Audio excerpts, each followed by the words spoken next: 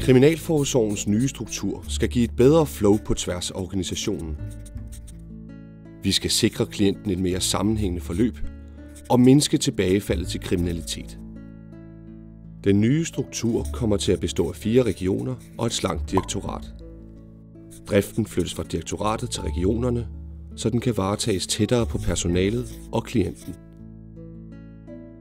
Den enkelte region består af en regionsledelse, et regionskontor og en række institutioner. Regionsledelsen skal sammen med direktoratet og de øvrige regioner sikre ensartethed, fælles standarder og flow på tværs af organisationen.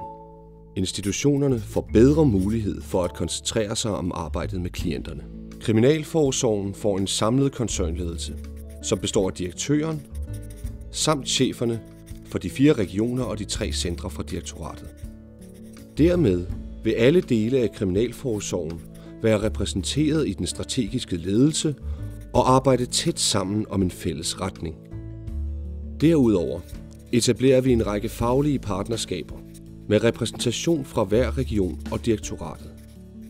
De faglige partnerskaber skal sikre fælles koordinering og udvikling inden for f.eks. sikkerhed, beskæftigelse og personaleadministration. Den nye struktur skydes i gang næste år og skal binde kriminalforsorgen bedre sammen, så vi kan nå vores fælles målsætninger og bringe klienten sikkert videre til et liv uden kriminalitet.